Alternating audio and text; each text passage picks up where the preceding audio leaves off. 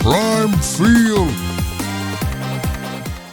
Jerzy Robinson already owns a statistical profile that most players never reach. As a sophomore at Sierra Canyon in Los Angeles, she averaged 22.5 points and 10.8 rebounds per game, while also holding 2 consecutive FIBA World Cup MVP awards at the U16 and U17 levels. Now, the 6'1" guard, ranked number 5 in the class of 2026, is widely understood to be down to 3 primary contenders: LSU, South Carolina, and UConn. Around that big 3, however, a second tier of programs is quietly maneuvering. Welcome to Prime Field. This episode examines a simple high-stakes question. Beyond the established powers in Baton Rouge, Columbia, and Storrs, which outlier program, if any, has a realistic path to build its future around Jerzy Robinson?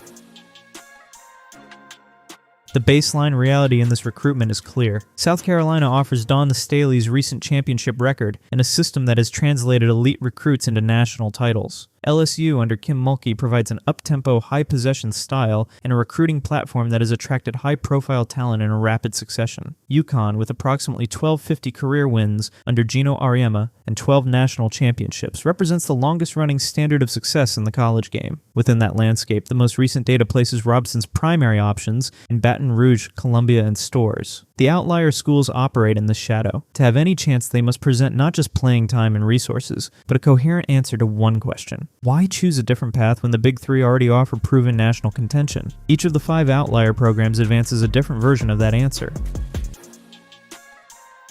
USC stands out first because of geography and star power. The Trojans already sit at the center of one of the strongest recent talent collections in the sport. They hold a commitment from Sania Hall, the number 1 recruit in the 2026 class, and have added McDonald's All-American Jazzy Davidson. The roster already revolves around Juju Watkins, who averaged 23.9 points and 3.4 assists per game in the 2024-25 season, logging nearly 30 minutes per night. From an infrastructure standpoint, USC's 15-year Learfield partnership and its Compass NIL platform provide access to more than 12000 brand partnerships. Financially and commercially, the Trojans can compete with nearly any program. The friction appears in role definition. Robinson's a high-usage guard, whose track record points toward primary scoring and significant on-ball responsibility. USC would be attempting to integrate 3 players with star-level shot volume into a single rotation while still maintaining the depth required to sustain a championship run. In that context, the assessment assigns USC a 10% probability. The attraction is real. The clarity of role is not. The program's strength is also its greatest complication, and that tension shapes the rest of the field.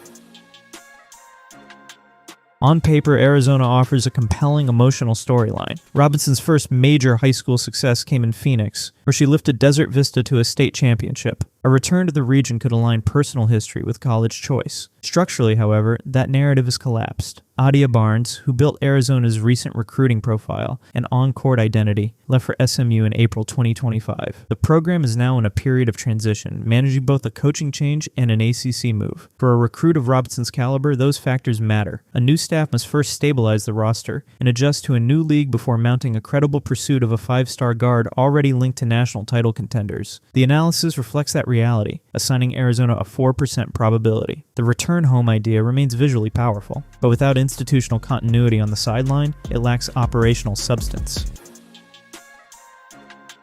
If Arizona's challenge is instability, the Texas A&M's strength is the opposite. Head coach Joni Taylor brings a resume that aligns closely with several of Robinson's publicly stated priorities. Taylor has coached USA basketball teams to 5 gold medals, including at the 2024 Paris Olympics. In 2025, she received the WBCA's Carol Ekman Integrity and Coaching Award, a recognition tied directly to ethics and leadership. On the roster front, Texas A&M recently secured commitments from 4-star point guard Rion DeSouza, the top-ranked point guard in Texas, and 4-star forward Jada Porter. The pattern suggests a measured, architecture-first approach, building a balanced roster rather than chasing a single marquee headline. The Aggies compete in the SEC, offering high-level opposition in a league that already houses 2 of Robinson's primary options, LSU and South Carolina. What Texas A&M does not yet possess is a recent nationally resonant recruiting win, a commitment that reshapes the wider conversation. The evaluation sets Texas A&M's probability at 8%. The institutional foundation is strong, and the coaching profile is aligned with long-term development. The question is whether that is enough to offset the absence of a firmly established national spotlight. UCLA approaches the race from a different angle. Corey Close's program reached the Final Four in 2025, but soon after, the roster absorbed significant transfer portal losses, including juniors London Jones and Janiah Barker, along with an entire freshman class. The result is unusual, a national-level program with both recent success and considerable roster turnover. Even after those departures, UCLA Verzica retains All-American center Lauren Betts and has preserved as many as 8 open scholarships. For a player like Robinson's, that structure offers a clear pathway to immediate impact. The Bruins' offensive identity, built around motion, ball movement, and multi-skilled guards and wings, fits her profile as a versatile scoring guard. The challenge is timing. With so many open slots, UCLA is functionally in rebuild mode. Any run at national contention would likely aim toward the 2026-27 season, not the immediate year of Robinson's arrival. The probability attached to UCLA is 6%. The opportunity is substantial. The fit is logical. But the timeline for contention demands patience in an era where the immediate competition for championships often carries more weight. Ohio State represents the most speculative of the outlier options, yet it reveals important dynamics in the modern game. Head coach Kevin McGuff has produced a consistent NCAA tournament presence in the Big Ten. The hiring of assistant coach Katie Smith, a 3-time Olympic gold medalist and former WNBA coach with 11 seasons of experience on professional benches, signaled an elevated commitment to championship-level expertise. Off the court, Ohio State operates in a resource-rich environment. The program holds NIL partnerships, including deals with Panini, and participates in a Big Ten media structure that generated roughly $18 million per program in 2025. The infrastructure to support a high-profile recruit is in place. What the Buckeyes lack at this stage is a clear face of the program. That vacancy could, in theory, be filled by Robinson, who would arrive as the centerpiece of a renewed push toward national relevance. The analysis labels this a 5% scenario. The structure for a high-impact commitment exists, but the narrative is less defined than the options offered by the established Big Three. The upside is considerable, the certainty is not.